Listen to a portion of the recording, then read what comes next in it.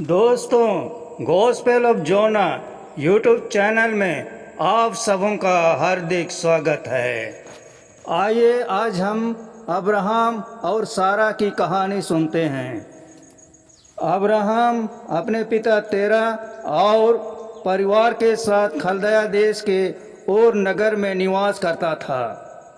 जब उसके पिता तेरा खलदया देश छोड़कर कनान देश के लिए रवाना हुए तो वह भी अपनी पत्नी सराय के साथ उसके साथ गया, लेकिन वे हारान देश पहुंचकर वहीं रहने लगे। अब्राहम के पिता तेरा की हारान देश में मृत्यु हुई। उसकी मृत्यु के पश्चात भी अब्राहम हारान देश में ही रहा। एक रात ईश्वर अब्राहम के पास प्रकट हुए और उसे हारान देश छोड़ने के लिए आदेश दिया और कहा कि अपना देश, अपना कुटुंब और अपने पिता का घर छोड़ दो और उस देश में जाओ जिसे मैं तुम्हें दिखाऊंगा।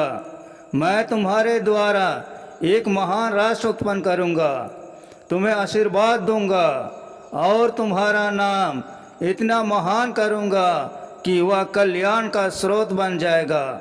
जो तुम्हें आशीर्वाद देते हैं मैं उन्हें आशीर्वाद दूंगा, जो तुम्हें श्राप देते हैं उन्हें मैं श्राप दूंगा। तुम्हारे द्वारा सारे पृथ्वी के लोग आशीर्वाद प्राप्त करेंगे। अब्राहम ने ईश्वर की आज्ञा का पालन किया। वह हारान देश छोड़कर कनान देश की ओर निकल पड़ा।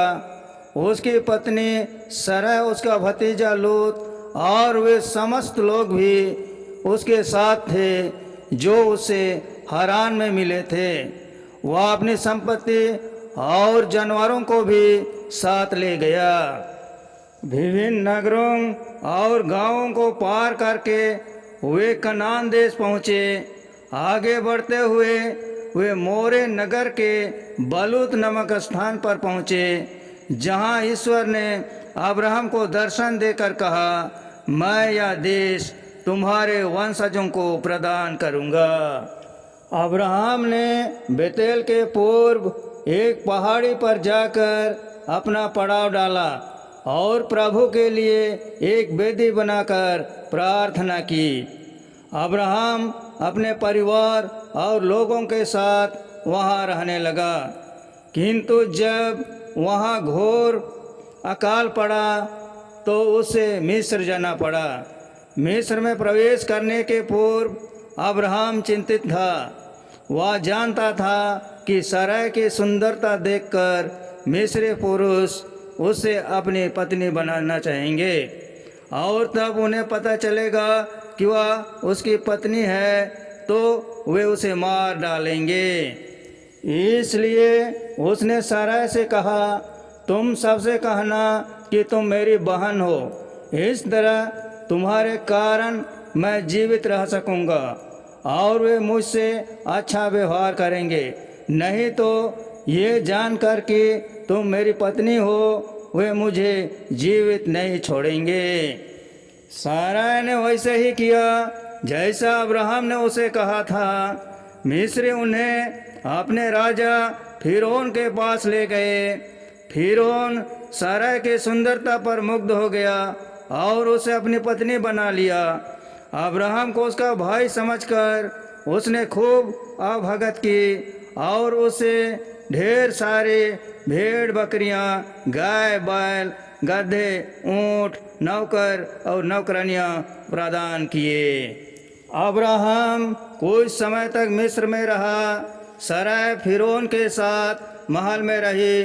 सारा से विवाह के बाद फिरौन और उसके परिवार पर ईश्वर ने कई रोग और विपत्तियां भेजी। फिरौन ईश्वर की नाराजगी का कारण समझ नहीं पा रहा था, किंतु जब उसे पता चला कि अब्राहम ने उससे झूठ कहा है और सारा उसकी बहन नहीं बल्कि उसकी पत्नी है, तो उससे ईश्वर द्वारा भेजी विपत्ति का कारण समझ में आ गया। उसने अब्राहम को बुलाया और कहा, तुमने मुझे क्यों नहीं बताया कि सरह तुम्हारी पत्नी है? तुम्हारी बहन समझकर मैंने उसे अपनी पत्नी बना लिया था, लेकिन अब तुम उसे लेकर इस देश से निकल जाओ। अब्राहम अपनी पत्नी सारा, अपने भतीजे लूत और अर्जित संपत्ति के साथ मिस्र छोड़कर बेतेल की पहाड़ी पर उसी स्थान पर गया जहां उसने पहले पड़ाव बनाया था। वहां उसने फिर से वेदी बनाई और प्रभु से प्रार्थना की। अब्राहम और लूत के पास बहुत अधिक भेड़ बकरियां, चौपाए और संपत्ति थे। उनके पास इतने अधिक संपत्ति थे कि उनका साथ रहना कठिन हो गया था, क्योंकि उनके चरवाहों में प्रायः झगड़ा होने लगे। अब्राहम नहीं चाहता था कि आगे चलकर उसका और लूत का संबंध बिगड़ जाए, इसलिए उसने लूत को उसका मनचाहा प्रदेश दिया और उसे अलग हो गया।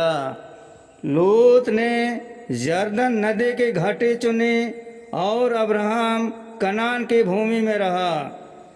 एक दिन ईश्वर ने अब्राहम को दर्शन देकर कहा, अपनी दृष्टि ऊपर उठाओ और जहाँ खड़े हो वहाँ से चारों दिशाओं में दृष्टि घुमाओ। ये समस्त प्रदेश तुम्हें और तुम्हारे वंशजों को दूंगा। जाओ, इस देश के चारों ओर घूमने जाओ।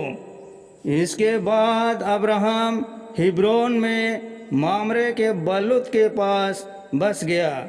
कई वर्ष गुजर गए, लेकिन अब्राहम की पत्नी सारा को कोई संतान नहीं हुई। मिस्र से सारा के साथ हाजिरा नामक दासी भी आई थी। एक दिन सारा ने अब्राहम से कहा कि वह संतान प्राप्ति के लिए हाजिरा को अपने उपपत्नी के रूप में स्वीकार कर ले। अब्राहम ने यह बात मान ली। हाजिरा भी इसके लिए तैयार हो गई।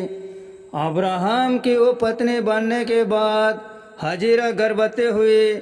स्वयं के गर्भवती होने की बात जानने के बाद वह अपने स्वामिनी सारा का तिरस्कार करने लगी। इस बात से क्रोध होकर सारा ने हाजिरा की शिकायत अब्राहम से की, तो अब्राहम ने उसे कहा, हाजिरा तुम्हारी दासी है, तुम जैसा चाहो वैसा उससे व्यवहार करो। इसके बाद सारा हाजिरा से इतना दुर्व्यवहार करने लगी कि हाजिरा घर छोड़कर भाग गई।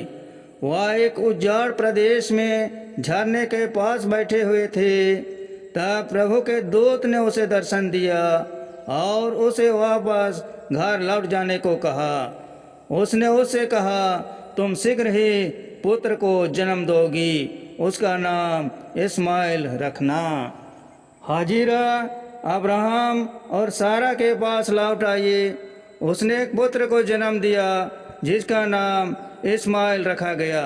इस्माइल के जन्म के समय अब्राहम की आयु 86 वर्ष की थी। जब अब्राहम 99 वर्ष के हुए तब ईश्वर उसके सामने फिर से प्रकट हुए और कहा, मैं सर्वशक्तिमान ईश्वर हूँ, तुम अब से अब्राहम नहीं अब्राहम कहलाओगे, क्योंकि मैं तुम्हें बहुत से राष्ट्रों का पिता बनाऊंगा। तुम्हारे असंख्य वंशज होंगे। तुम अपनी पत्नी को सारा नहीं सारा पुकारो। मैं उसे पुत्र प्रसव का आशीर्वाद देता हूँ। तुम्हारे पुत्र इस्माइल के वंशज को भी मैं बढ़ाऊंगा। उसकी 12 संतान होंगी और उसे महान राष्ट्र उत्पन्न होगा। यह सुन अब्राहम मन ही मन हंसने लगा। क्या इस आयु में सारा पुत्र प्रसव करेगी और वह इस आयु में पिता बन पाएगा? तब ईश्वर ने कहा, सारा तुम्हारे लिए पुत्र प्रसव करेगी, तुम उसका नाम इसहाक रखना। मैं उसका और उसके वंशज का ईश्वर होऊंगा। इस घटना के बाद एक दिन अब्राहम बलूत के पास तेज गर्मी में अपने तांबू के पास बैठा हुआ था। तब 3 पुरुष उसके पास आए। अब्राहम ने उसका खूब आदर सत्कार किया। उन्होंने अब्राहम से पूछा, तुम्हारी पत्नी सारा कहाँ है? अब्राहम ने उन्हें बताया कि वह तांबू के अंदर बैठे हुई है। तब उन्होंने कहा कि हम 1 वर्ष बाद फिर तुम्हारे पास आएंगे। उस समय सारा को एक पुत्र होगा। तंबू के अंदर बैठे सारा ने जब यह बात सुनी तो वह हंसने लगी। वह यह सोचकर हंसे थे कि 90 वर्ष की आयु में वह माँ कैसे बन सकती है। किंतु प्रभु की कृपा दृष्टि से सारा गर्भवती हुई और उसने एक पुत्र को जन्म दिया। अब्राहम ने उसका नाम इसहाक रखा। सारा ईश्वर की बात पर हंसे थे, इसलिए इसहाक के जन्म पर वह बोली, ईश्वर ने मुझे हंसने दिया था, इसलिए आप जो भी यह बात सुनेगा वह मुझ पर हंसेगा। पुत्र प्राप्ति के बाद अब्राहम ने ईश्वर का धन्यवाद किया और इस प्रकार ईश्वर ने अपना वचन निभाया। दोस्तों, बाइबल की यह कहानी आप सबों को कैसी लगी? अच्छी लगी तो इस वीडियो को अपने मित्रों को शेयर करें, लाइक करें और चैनल को सब्सक्राइब जरूर कर दें। धन्यवाद।